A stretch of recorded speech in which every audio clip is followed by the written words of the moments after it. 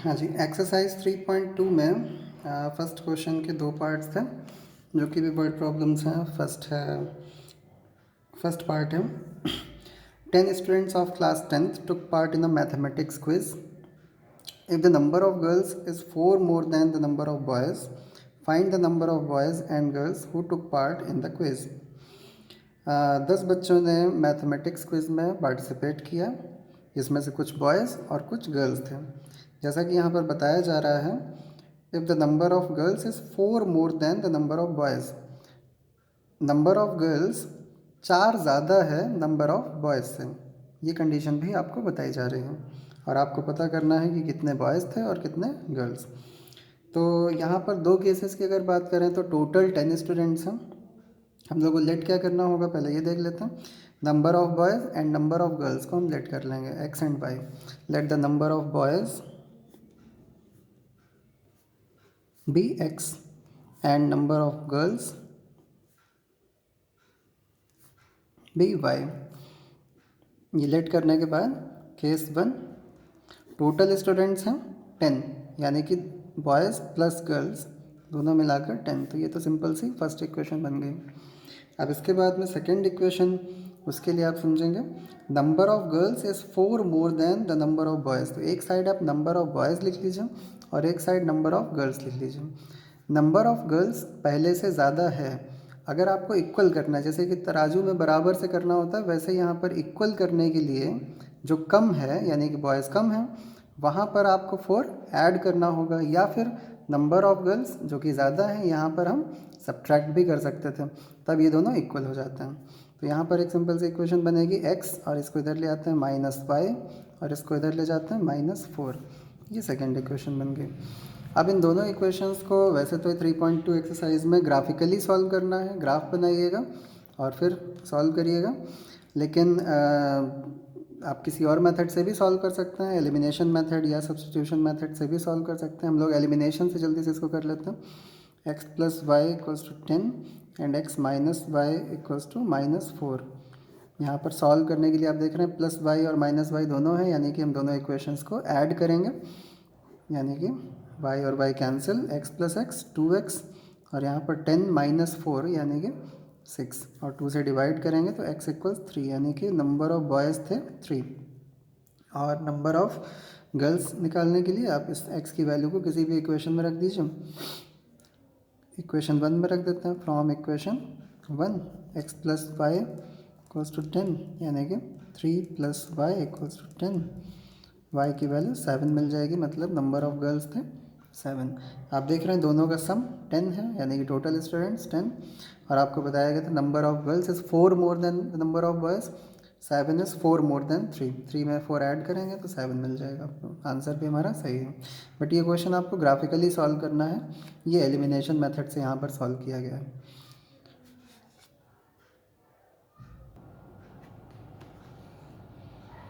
ये first question का second part है। इसमें लिखा हुआ है 5 pencils and 7 pens together cost ₹50। 5 pencils and 7 pens अगर हम लोग एक साथ खरीदते हैं तो ₹50, 50 रुपये खर्च होते हैं।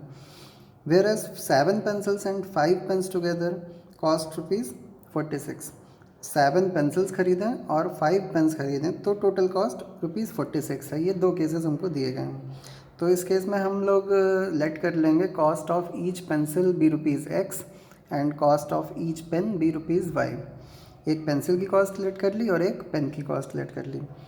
अभी फर्स्ट केस में 5 पेंसिल्स हैं, एक पेंसिल मिलती है x रुपीज़ की, तो 5 पेंसिल्स की कॉस्ट क्या हो गई ₹5x। जैसे एक पेंसिल 5 रुपये की है तो 5 पेंसिल्स कितने की हुई ₹25, मल्टीप्लाई करते हैं, वैसे ही यहाँ पर 5 पेंसिल्स 5x रुपीज़ की हो जाएंगी।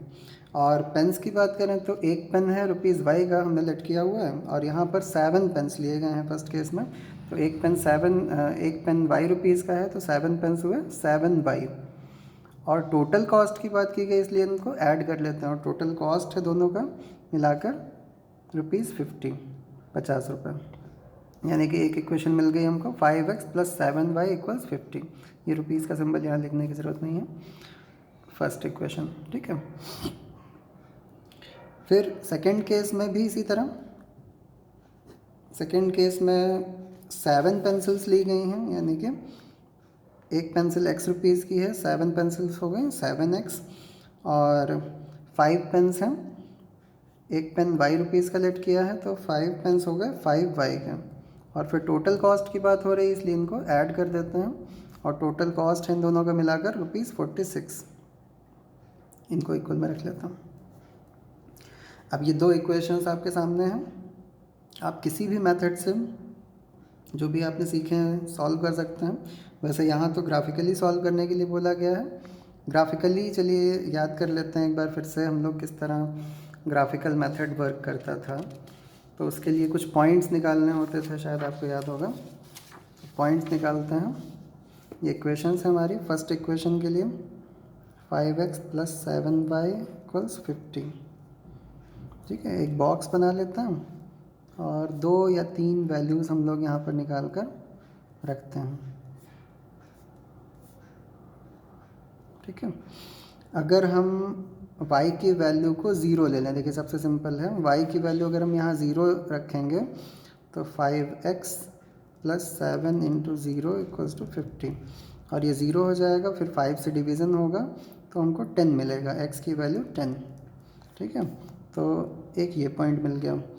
इसके अलावा हम लोग कुछ और पॉइंट्स ले लेते हैं। y की वैल्यू ही लेना यहाँ पर ठीक होगा।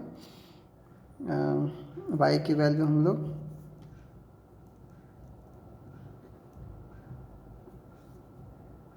वन ले लेते हैं।